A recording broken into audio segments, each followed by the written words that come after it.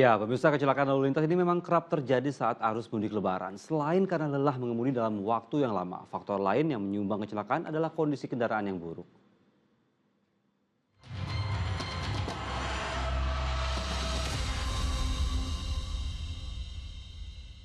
Beruntun Bas. Innalillahi wa inna ilaihi rajiun. Sudah tidak terhitung lagi banyaknya kecelakaan lalu lintas akibat kondisi kendaraan yang tidak layak jalan. Salah satu penyumbang terbesar kecelakaan lalu lintas ialah kondisi rem yang tidak berfungsi alias rem blok. Di antara jenis kendaraan yang sering mengalami kecelakaan lalu lintas akibat remblong adalah bus, baik bus pariwisata maupun bus antar kota antar provinsi.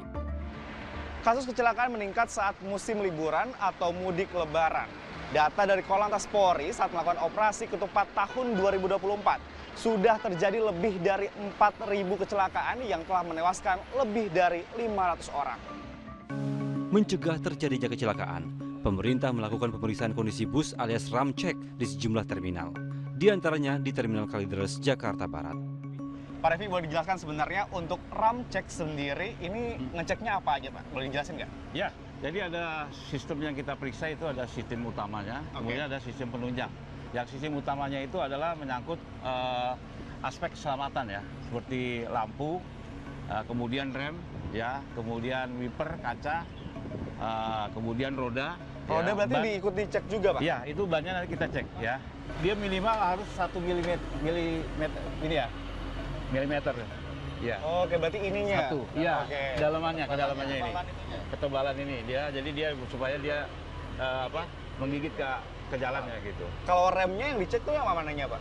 Remnya itu Pak, daya pengeremannya. Kelihatan di sini. Oh. Di situ juga ada yang kita cek di situ. Oh, berarti langsung ini ya? Ya, ini kan ada juga tuh. Oke. Nah, terus juga kita cek di dalam langsung kita Injas. ya, Oke. remnya. Nah, di dalam itu kita cek lagi alat kelengkapan seperti ada alat pemadam, ya, alat pemadam kebakaran, kemudian sabuk pengaman, kemudian alat pemukul kaca ya. Oke. Dia dalam keadaan darurat dia kan misalnya mesinnya mati, dia bisa memukul kaca apabila darurat ya. Apa jaminannya, Pak? Kalau misalnya kendaraan yang dipakai oleh para pemudik ini benar-benar aman dan layak jalan? Ya, untuk kendaraan yang sudah lulus ya, sudah melewati pemeriksaan, kita akan tandai dengan pemberian stiker. Boleh, Ya, Pak? Berarti stiker ini ya? Ya, Oke. stiker.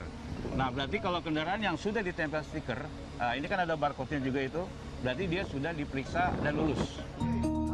Tidak hanya pemeriksaan kondisi bus, sopir dan kernet turut diperiksa kesehatan untuk memastikan penumpang aman dalam perjalanan dan selamat sampai tujuan. Selain bus, pemeriksaan kondisi mobil pribadi juga wajib dilakukan sebelum melakukan perjalanan jauh untuk mudik lebaran. Kenapa mobil harus dicek terlebih dahulu sebelum melakukan mudik? Baik, kalau dalam perjalanan mudik itu kan perjalanan cukup jauh ya. Dan untuk memastikan mobil ini layak, baik atau tidak, itu memang harus ke bengkel, Pak. Untuk kita periksa, untuk setidaknya dalam berkendara dalam kondisi yang aman dan nyaman gitu. Berikut sejumlah hal pada mobil yang wajib diperiksa.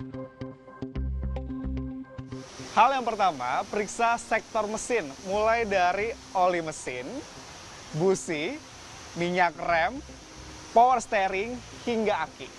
Hal kedua, cek kondisi kaki-kaki. Pastikan rem berfungsi dengan baik, ban masih tebal dan juga layak untuk perjalanan jauh, shock breaker tidak bermasalah, dan lakukan spurring and balancing jika pada saat mengemudi merasa tidak nyaman. Hal yang ketiga, lakukan perawatan AC agar Anda dan keluarga nyaman selama dalam perjalanan. Dan yang terakhir, jaga kesehatan dan jangan lupa istirahat jika sudah merasa lelah saat mengemudi. Selamat mudik dan hati-hati di jalan. Saya Guna Sandi dan Sri Indro melaporkan.